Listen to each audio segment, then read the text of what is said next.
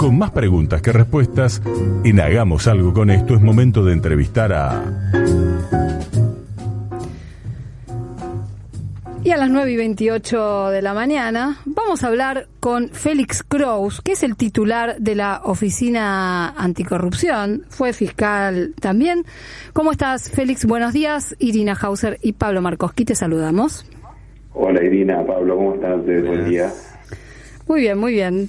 Quería arrancar preguntándote algo, quizás una pregunta un poco amplia, pero sé que tenés una gran capacidad de síntesis. No. Bueno, vamos a comprobarlo. Pensaba un poco en esta semana desde el punto de vista judicial, ¿no? Por ahí algunos hitos que la marcaron, como por ejemplo la situación de Milagro Sala con una nueva condena. Milagro Sala, que por lo menos consideramos en este programa que su detención ha sido una especie de paradigma, ¿no? De otras detenciones posteriores y de pronto sí otras resoluciones, como por ejemplo la que dice sí, hagamos lugar a una audiencia oral pedida por Cristina Fernández de Kirchner, y hasta se puede llegar a caer la causa del memorándum, ¿no? ¿Qué podemos decir hoy del sistema de justicia? ¿Cuál sería tu diagnóstico? Bueno, y seguimos hablando de lo mismo de lo que venimos hablando los últimos 10 años, ¿no? ¿Nada ha cambiado?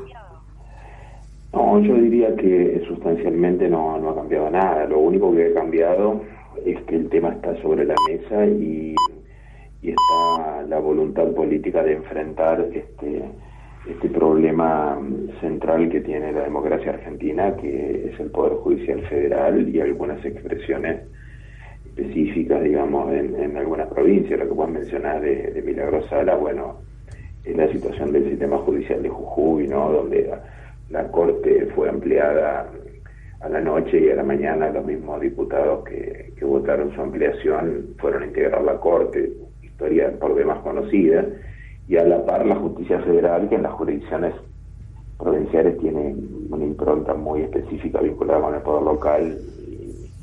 Toda la saga de juicios de Milagro Sala son todos un espanto, ¿no? Yo escuchaba este tema realmente desde la primera detención de Milagro, que rápidamente recordás la famosa frase de Ernesto Sanz, bueno, esa detención estuvo mal, pero después le dictamos otra, ¿no? Hasta la primera ratificación de la detención por parte de la Corte, que hace un fallo que no está a la altura de lo que debe ser un fallo del máximo tribunal de un país cuando ratifica la primera detención. La verdad que la situación de Milagro Sala en un sistema que evidentemente no ofrece garantías de imparcialidad, bajo modalidades de detención domiciliaria que no existen, digamos, ¿no? Que no es ni detención domiciliaria ni detención carcelaria inventada específicamente para ella. Me quedó picando una frase que dijiste antes, que por ahí pasó, pero vos decís que el Poder Judicial o el sistema de justicia es el gran problema de la democracia. De este momento sí, de esta etapa. ¿Y por qué?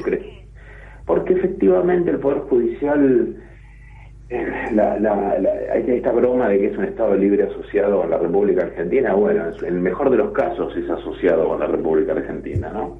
Se ha autonomizado, es el drama de la autonomía, que no es lo mismo que la independencia de poderes, en donde se autopercibe como una suerte de como la soberana orden de Malta, ¿viste? Como si fuera un Estado sin territorio, casi sin territorio, pero con sus propias reglas, con autorreferencial, que solo atiende sus intereses o que se alía con otros intereses permanentes, y donde el sometimiento a las leyes y el sometimiento al interés del mandante popular y del Estado-Nación, digamos, que es la República Argentina, es un asunto que no está en el eje cardinal de la institución ni en cada uno de los jueces, ¿no? Sino en este momento en ponerse a la defensiva y en sostener ese tono ampuloso monárquico que forma parte de la subjetividad de cada juez y de la cultura del Poder Judicial.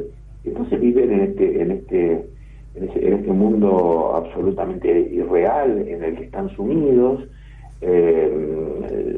creyendo que solamente deben servir a su interés de casta y al sector social del que provienen, o si no provienen de él, al que sirven, mientras el país está bueno, atravesando la crisis que está atravesando. A mí me parece que desde que en el fines del 2012 la Corte a la cabeza se lanza, digamos, la ofensiva opositora, que luego fue la conducción de la persecución política del peronismo, para decirlo sin vueltas, el Poder Judicial no ha podido volver, y creo que no sabe cómo volver a su quicio, ¿no? Y esto tiene que ver no solo con la audacia a veces demencial de los líderes de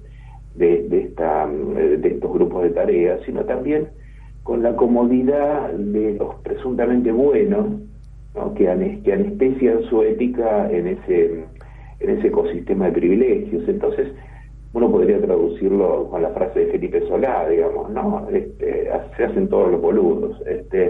Aunque en el juzgado de al lado estén cometiendo crímenes y lleven a la muerte a una persona a la que no le permiten seguir con su tratamiento del cáncer, el caso extremo del Dr. Timmerman, hasta la detención de Carlos Zanini por traición a la patria. Digamos, recordemos que le cambiaron la calificación, porque lo dejaron preso por esta causa ridícula en la que ahora va a ser debatida en la audiencia a la que vos te referiste, Irina. Digamos, todo eso sucedió con la complacencia o con la ceguera voluntaria de todo un sistema judicial mayoritario que no participó de estas tropelías, pero que supo lo que estaba sucediendo y cayó, ¿no? Del mismo modo que la masa de las Fuerzas Armadas y las masas de las policías no participaron de los hechos de la dictadura, pero sabían perfectamente lo que sucedía y siguieron cobrando su salario a fin de cada mes. A mí me parece que esa suerte de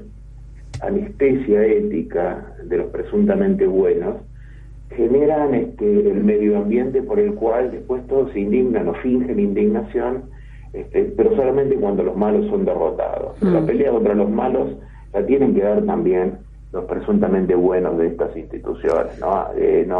Si no, hay una equiparación moral, y en eso me gusta hacer la extrapolación, que por supuesto siempre es un forzamiento teórico, pero con la transición democrática, Irina, del 83, digamos, ¿no? De la salida en donde parecía que no había solución para el problema militar, para el dilema militar, y lo hubo, ¿no? En algún momento la perseverancia, digamos, en la identificación del problema y en el trabajar para su solución hace que lo podamos solucionar. Ahora, no le pidamos a Alfonsín que reforme las Fuerzas Armadas con el generalato de Viñones, no pidamos la reforma judicial con los jueces del Lofer, ¿no? Eso no va a ser posible. Y bueno, justamente te quería preguntar sobre eso. Parece haber una dificultad enorme para lograr una mínima reforma judicial. ¿Le ves alguna chance? ¿Y qué es lo que podrías ver factible? Más poder. ¿Más poder que político? Sí, claro. Lo demás es todo poesía.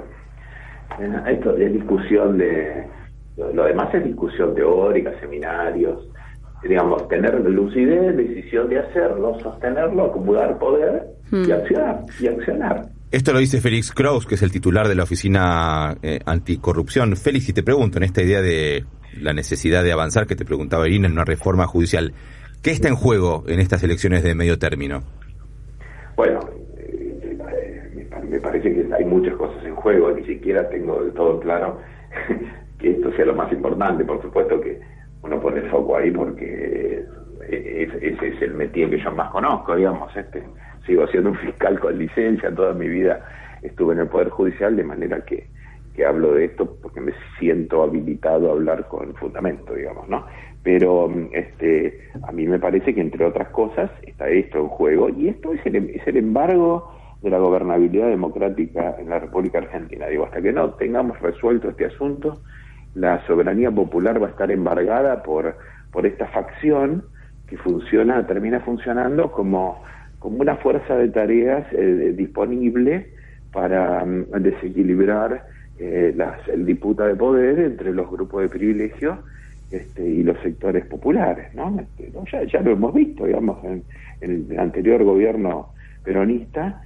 Las elecciones fueron definidas en buena medida, no quiero hacer reduccionismo, pero que fue una contribución importante todo el montaje de persecución judicial, con su amplificación mediática, pero ese aparato de persecución judicial tuvo que bancar, se montó sobre forum shopping, sobre sorteos espurios, sobre la violación de la prohibición de la doble persecución en el caso de la denuncia de Nisman. Se han hecho cosas espantosas, inimaginables para un estudiante inicial de derecho, y lo hicieron los jueces en este país, ¿no?